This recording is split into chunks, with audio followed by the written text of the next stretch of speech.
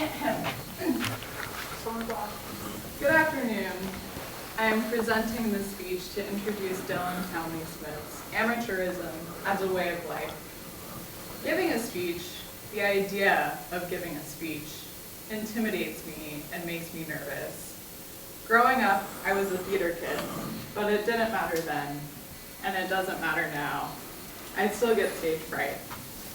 The last time I formally spoke in an auditorium was at my college convocation in front of 800 people, and I nearly fainted as I approached the podium. Before standing up, I imagined running off stage and falling into my peers and professors. The humiliation! What authority did I really have to say anything about anything, especially within the institutional realm? But I did it anyway, and I didn't pass out. Dylan told me,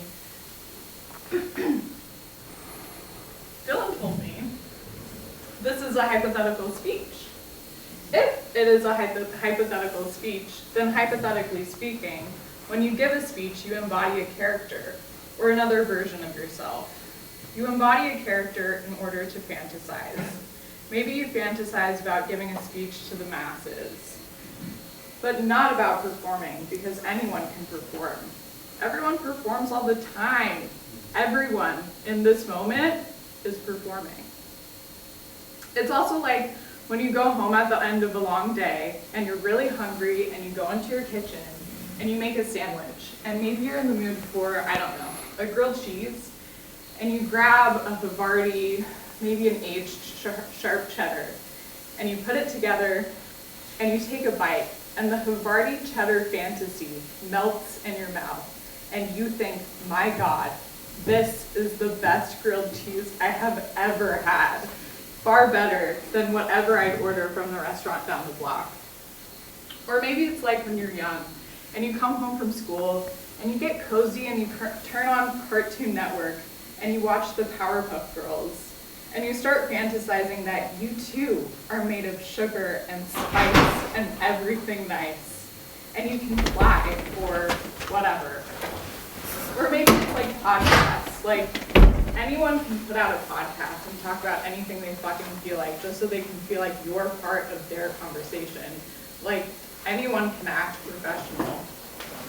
Hypothetically, what we are here for today is a speech by Dylan Townley-Smith, delivered in business casual, or in a janitor's outfit that also kind of looks like a military outfit, but just looks like an outfit Dylan chose from his closet. And Dylan told me, quote, "It's actually just clothing I had in my closet for a while and felt like wearing today," unquote.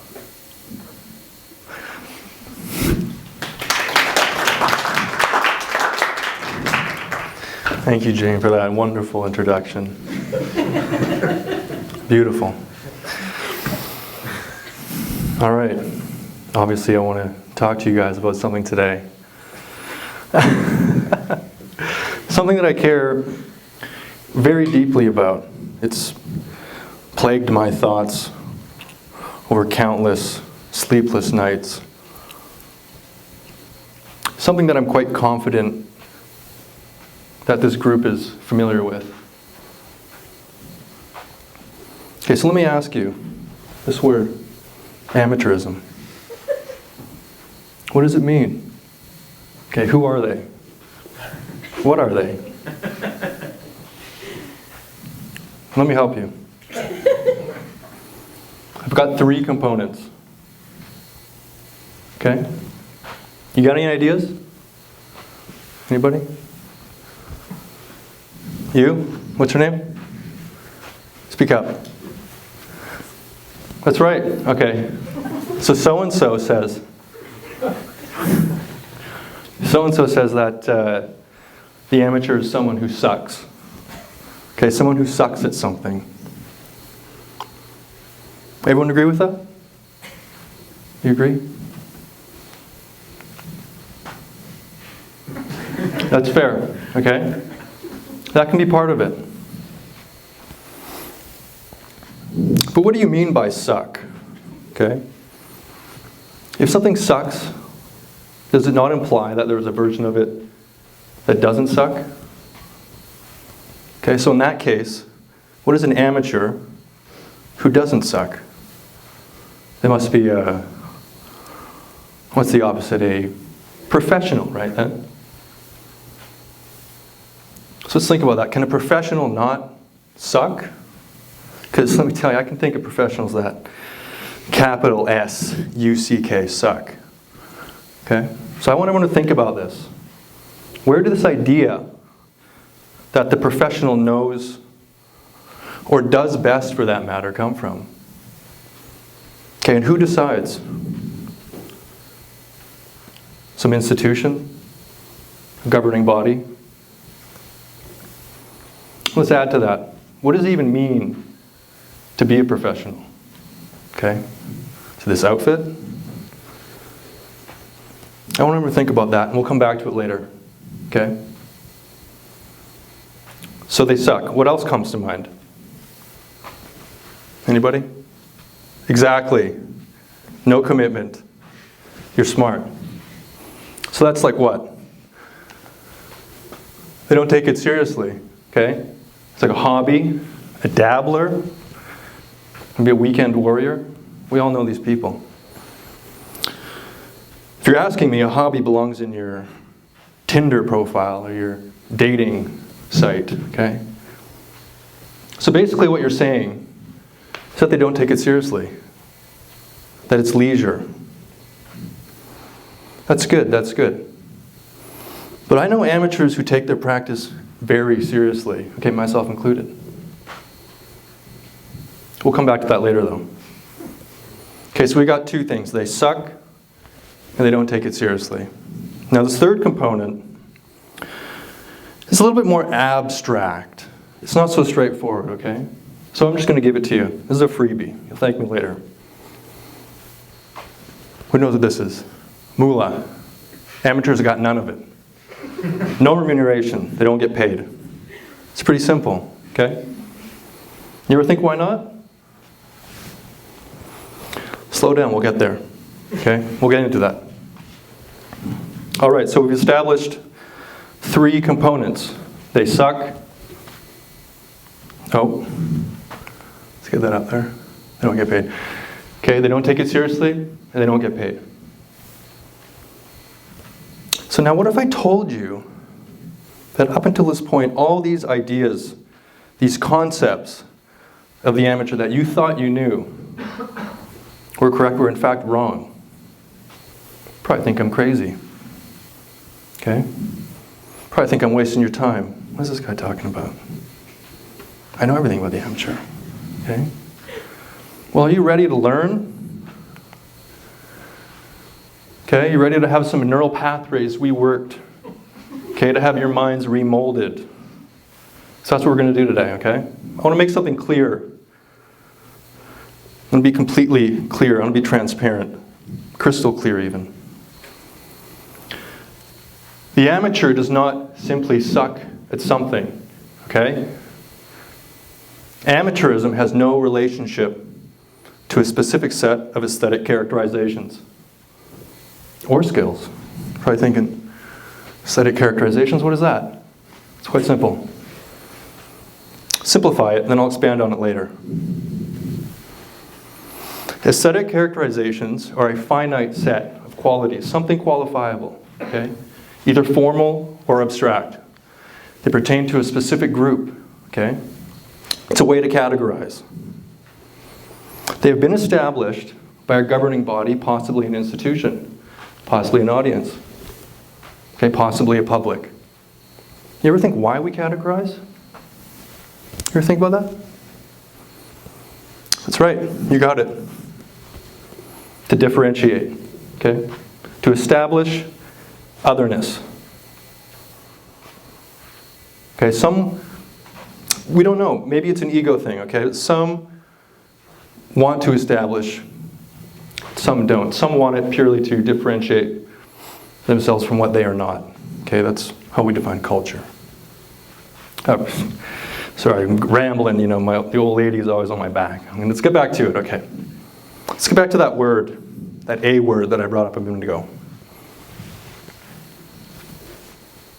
amateur.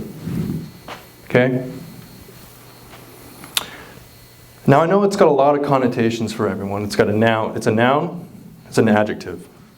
But today I want to propose something that's a little bit abstract, okay? I'm going to propose an action. It's a verb. It's a praxis. Amateurism is a way of life, as a way of existence. Probably thinking to yourself, who's this guy up here talking about what is amateurism? What does that mean? He wants us to suck at everything? Absolutely not. What did I say earlier? Amateurism has no relationship to a specific set of aesthetic characterizations. Okay, I'm going to give you a teaser. We're going to start. This is where we're going to start. We're going to start with the word itself. Amateur. Okay? I'm going to say it once. Say it slowly. Amateur. Okay? Let's break it down. It's a French word. Well, it's actually Italian. It's Latin. It's a loan word. Okay? We'll start with the beginning. Is amor, which is love. Okay? To love. And the suffix, that, the end there, refers to as an agent noun. Okay? A doer of. So you guys starting to pick up what I'm putting down? Starting to understand? At least an outline? So we have two components to the word, the lover and the of. So the love and the of. So you tell me, okay, where it says that the amateur has to do with sucking. Okay? Where does it have to do with a lack of skill? What does it have to do with a lack of pay? I don't see it in that, do you? But of course, we all know this, that the meaning of a word is its use in language. We all know this. That's Wittgenstein. Okay, he established this. Smart guy. And with that said, the meaning of a word changes over time. So the original use of this word, okay, is literally a translation of a lover of. Okay, see the picture now? Let's get into this idea. This concept, or what I'm proposing, claiming, is a misconception. Okay, that the amateurism is apparently associated with sucking. Other words that come to mind are unskilled, non-skilled, do-it-yourself, self-taught, inept, poor quality. Okay, list goes on. I'm sure you all have other words. But let's use sucks, because so-and-so brought it up earlier. When sucking is attributed to the amateur, it becomes qualitative, and thus can be related to a hierarchy. It is in opposition to, well, the opposite of suck, something that is good. Okay? With this understanding, amateurism can objectively possess a certain set of standardized aesthetic characterizations. Remember I said that before. Or in other applications, formal, but only to differentiate themselves from what they are not. What's not suck. Let's use this example. Let's take a practice of utility, something that has direct effect on a public. Let's say public architecture. Okay? Community center. The public has a shared interest. Their community center functions by a certain set of expectations, whether they be in the quality of the build itself or more abstractly in the architecture's ability to function as a community center. Whatever that may look like. Gym, basketball court, pool. If we talk about the technical quality of the build, its foundation, its walls, plumbing, each component has to be to a certain standard or code. Okay, it could be said that if it was not built to this standard, then it would appear it was built by amateurs and not professionals, the gatekeepers, the regulators of this particular code. You following me? You guys following me in the back? So what happens when this particular idea of amateur is applied to something where physical utility is null? You tell me. Let's look at painting, okay? Something where there isn't necessarily a good or a bad. Let's briefly look at painting within the last 30 or so years, and we're just going to cherry pick a couple names. I'm going to go with Robert Nava and Purvis Young. Okay, you might know these names. If not, I got some images for you. There we go. 80s contemporary. I want to talk about fetishizing the outsider, okay, by introducing you to Purvis Young. On the left here, he's a black American who lived in a poor neighborhood, Overtown, Miami. Again, after being released from prison in the 60s, he began to paint incessantly, okay, on any sort of found substrate, cardboard, wood, plywood, fence boards, masonite. Okay, he would depict scenes of his life every day, dancers, traffic, immigrants getting off boats, pregnant women. Okay, while formally his paintings are quite crude and, bad in their draftsperson sense, they were pure in their artistic sense. He was given small exhibitions at a local library where he used to spend a lot of time researching artists' paintings of modern era. And after garnered sort of reputation, the city commissioned him to paint murals, and which only, obviously garnered more attention. And along comes Joy Moose, who's a collector at the time. She makes Young sign an exclusive contract for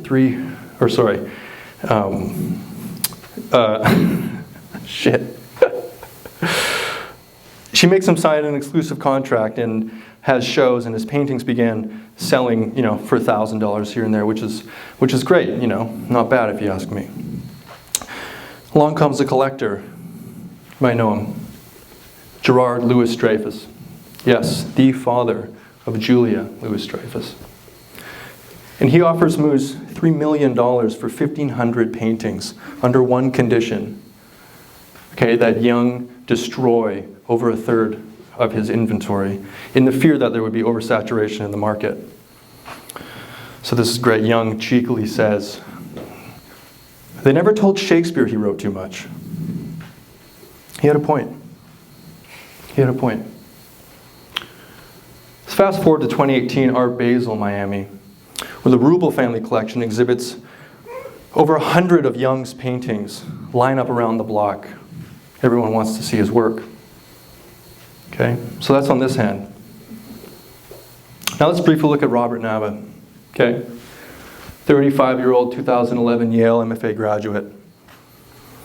Okay, whose extremely juvenile paintings of sharks, other ones angels, shooting stars, rainbows, boats, they legitimately look like the drawings of my hypothetical 4-year-old child. Okay? Personally, I struggle to even inject any sort of generous reading when considering his work. Quite frankly, I don't feel the need to. What's at issue here, okay, is the deliberate non-skilling and commercialization. Okay, the deliberate non-skilling and commercialization of an institutionally trained artist. I hear you in the back there, okay? They don't teach that technical skills at art school anymore. I know. We'll get to it. We'll get to it. Don't hate the player, hate the game, right? I don't buy it, okay? Have some humility. So with this claim, okay, that the amateur is one of lesser skill than that of the professional, is the downward appropriation of the other not problematic? As in attributing somebody who lacks institutional training, potentially someone who neither has the means nor accessibility to do so, with a set of characteristics lesser than yours. Okay? So I could say that by delegating the amateur to a set of aesthetic characterizations, there's that term again, the claim is inherently classist and exclusionary, problematic maybe. Okay? Richard Abel says this in an essay from the 70s titled "The Rise of Professionalism." It says, "I see the professionalization as the process by which producers of special services, okay, sought to constitute and control the market for their expertise." So what is also implied by this argument is that the amateur does not and cannot have the ability, potential, okay, or desire to become a better artist, whatever that means. Okay, in my eyes, Young is the true amateur. An artist present in his time behind the brush, who's not concerned, okay, with the end of his work, but concerned for his practice. It was brought to my attention recently by an acquaintance of mine. I won't mention names, but there's a very close relationship, maybe a kinship, maybe the one and the same, I'm not sure yet, between authenticity and amateurism. Okay? Of course, we could go on about authenticity versus inauthenticity, sincerity and insincerity, insincere sincerity, and discuss ways to prove them, but that's another conversation. It's another seminar that you can sign up with Jane after for a deposit of $15. But we'll get into that later. So who says professionals can't suck? Who says this? Okay. So let's just think about this next concept. I want you to close your eyes. Not yet. Okay, we're going to paint a picture for you. I want you to address this idea that the amateur is a non-committer, okay? Someone who doesn't take their practice seriously, a dabbler, a hobbyist, weekend warrior, Sunday painter, okay? Let's just think about this for a minute. What does a hobbyist imply? Okay? Someone who dabbles, right? And when does someone exactly have this time to dabble? That's right, in their free time. Okay, and what are they free from? Their job. Oops. Can we fix that mic, please? Where was I? Right, freedom from their job. Okay. So I want to start off this next section by quoting this another smart guy. You might know him. Theodore Adorno. What's going on here? Hello? We're good. We'll work through it. It's okay. I want to start, okay. Where was I? Adorno. Let's check out this quote. Pseudo-activities are fictions and parodies of the same productivity which society on the one hand incessantly calls for, but on the other holds in check. And as far as the individual is concerned, does not really desire at all. Productive free time is only possible for people who have outgrown their tutelage, not for those who under conditions of heteronomy have become heteronymous for themselves. Let's think about that. And there's a lot in there. There's a lot in there to unpack. We'll get to that later. Okay, so close your eyes. This is amateur hour up here. What's going on? So close your eyes. Keep them closed, okay? I'm going to close your eyes. We're going to go back in a time machine. I'm going to take you way back. We're going to go to November 10th, 1962. Okay, it's the eve of Remembrance Day, or Veterans Day for the Americans here. There's a man in his living room. He's wearing silk, all navy blue striped pajamas.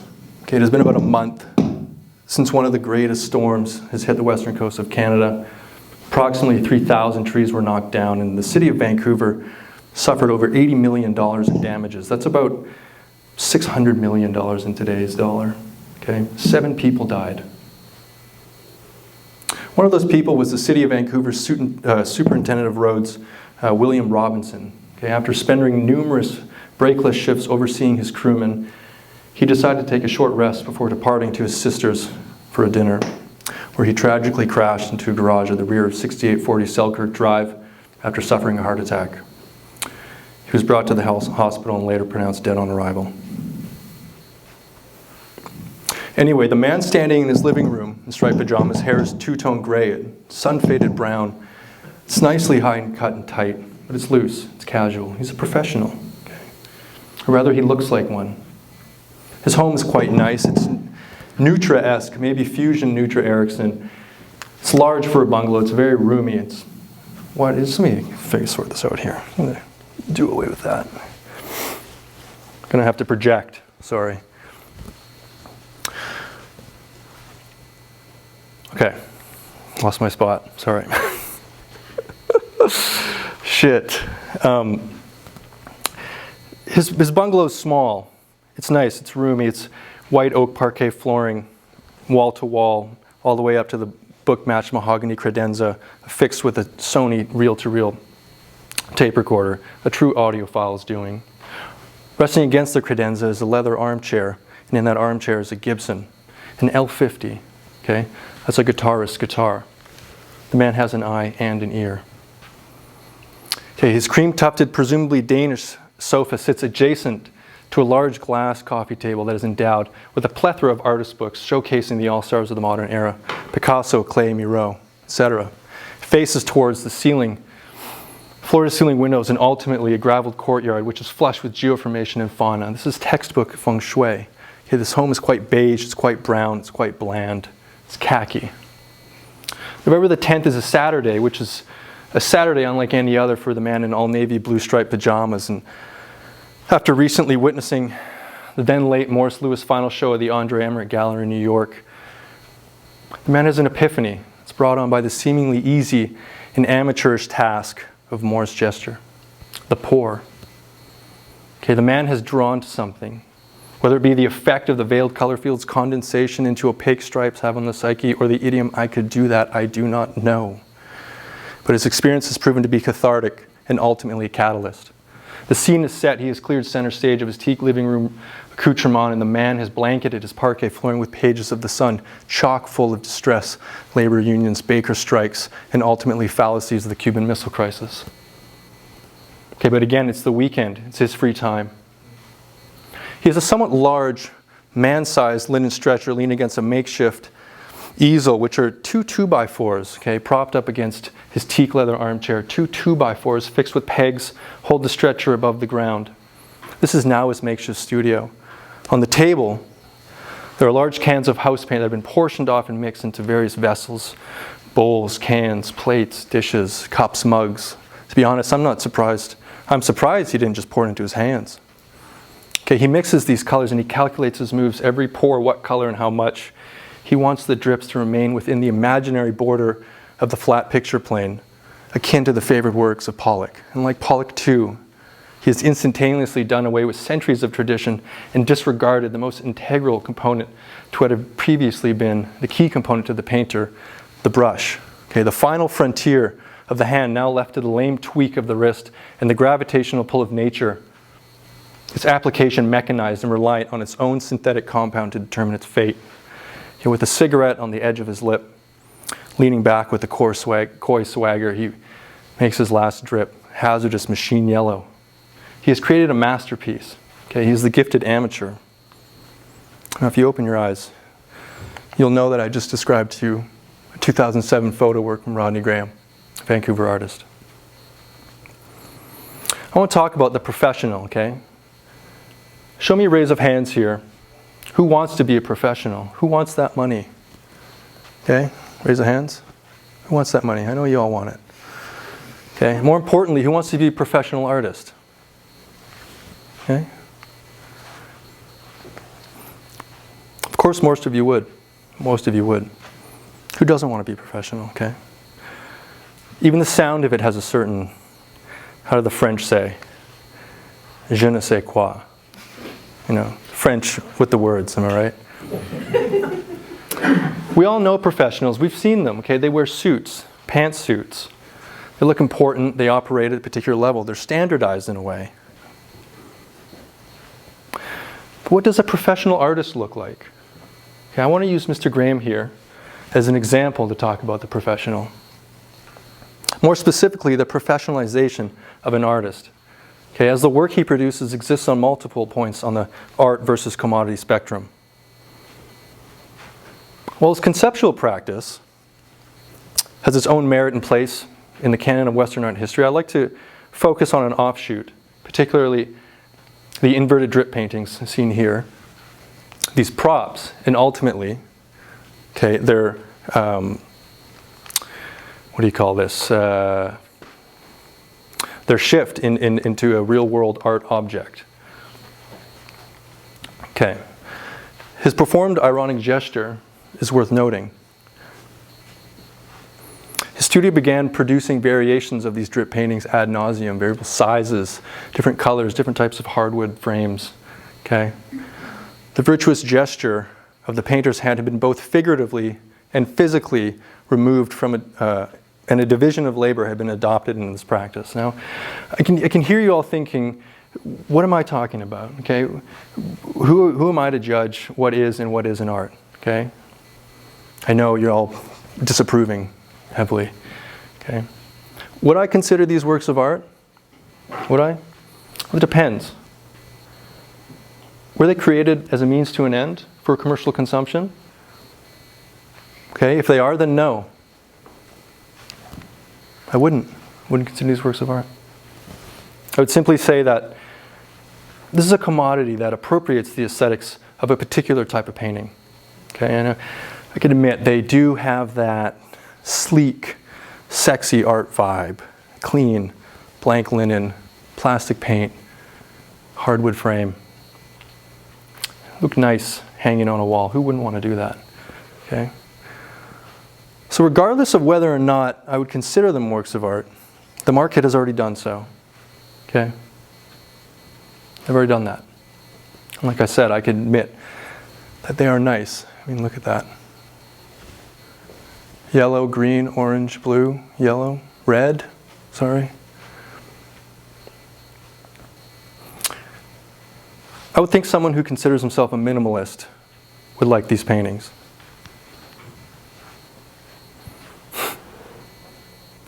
His practice of as of late has shifted. He's no longer portraying this character anymore. He is Rodney Graham, the painter.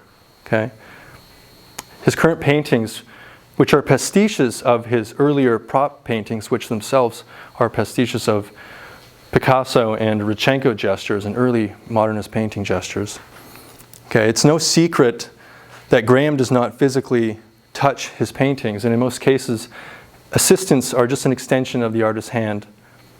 I would know.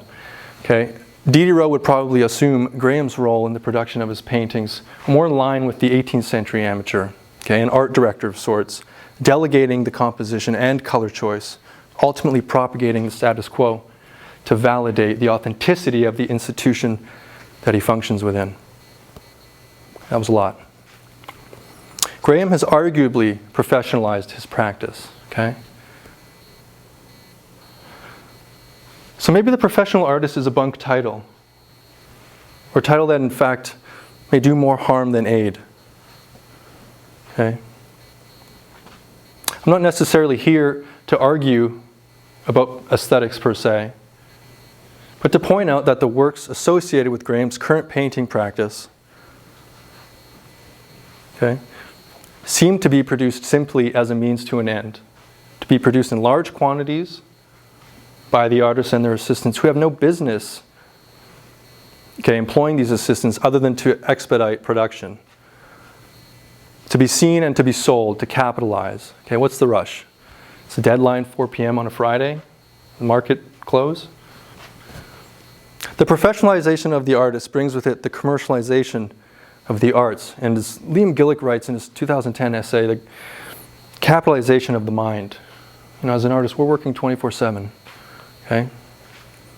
If the artist is producing for a living, as in producing as a means to an end, then it could be said that the goal is no longer concerned with the progression of their respective art, but the progression of their respective capital. So I know, that's a lot. I brought up a lot today. I can see it. A lot of confusion.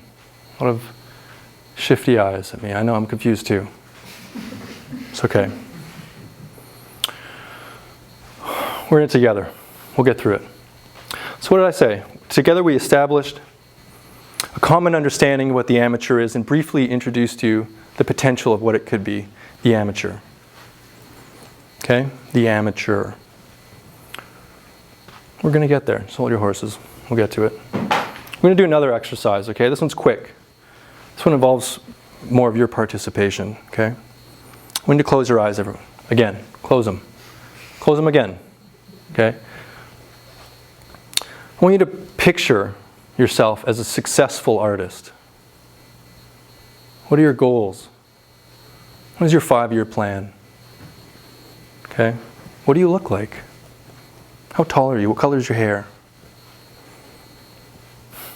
What have you accomplished? Think of everything you can. I want you to envision your future, okay? Now remember that image. I want you to listen to this. I've got another quote. I'm just going to bang out a bunch of quotes right now. Roland Barthes, French guy, he wrote a lot. This is from a self-titled book. It's a self-titled Roland Barthes. It's a series of definitions, thoughts, theories, treatises. This is a definition of the amateur. The amateur, someone who engages in painting, music, sport, science, without the spirit of mastery, I would argue that, or competition. Okay? The amateur renews their pleasure. The amateur, one who loves and loves again. They are anything but a hero of creation, of performance. They establish themselves graciously for nothing in the signifier. In the immediately definitive substance of music, of painting, their praxis usually involves no rubato. That theft of the object for the sake of the attribute. They will always be perhaps the counter-bourgeois artist. Damn. Roland, how did a nitwit like you get so tasteful? Let's see Paul Allen's card, okay? That last bit, the counter-bourgeois artist. Okay, now I want to tell you about the potential for the reformation of the term amateur. Okay, rule number 1. There are no rules. Just have fun. I'm only joking, of course. Of course there are rules. Rule number 1, amateurism is a way of life. Okay? It is a practice. It is not a means to an end. Vis-a-vis art is not a means to an end. And I'm not the only one who says this, okay? We all know this next guy, MD, Duchamp.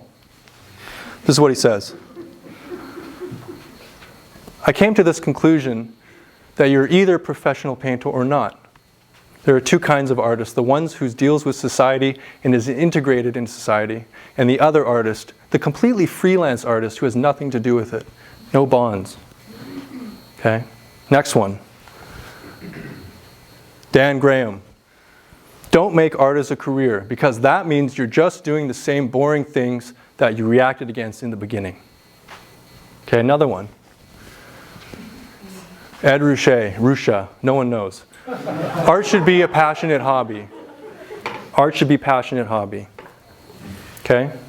And this next one, this is my favorite. Just a little context. This is Richard Serra. And he's having a conversation with Charlie Rose, and Charlie Rose makes this ridiculous statement talking about Frank Gehry's then new Bilbao Museum. It says something that he considers this architecture a work of art, and crazy, I know. Serra responds in classic Serra. He says, what, buildings, trees, people? Are people works of art? Art is purposefully useless.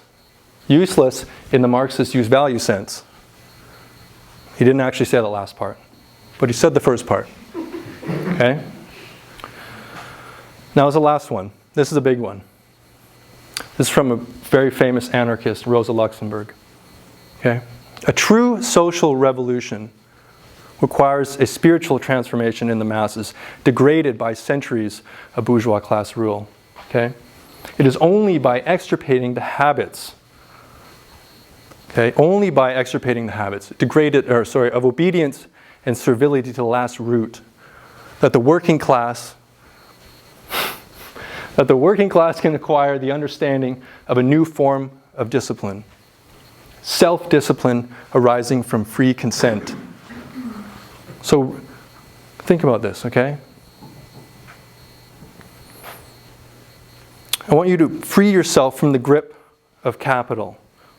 Free yourself from the grip of overproduction, okay? Switch that to a focus on social capital. Amateurism as a way of life. Thank you.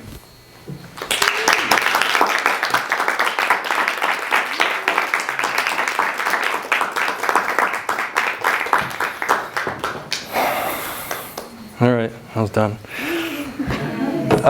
Q&A. I'm sure you all have a lot of questions. I see a lot of confused faces here. Yes, gentleman on the right. Pay you to do this? No. I actually paid to do this. $80,000. Yeah. Next question? Anybody? All right. Well, thank you very much for coming here today.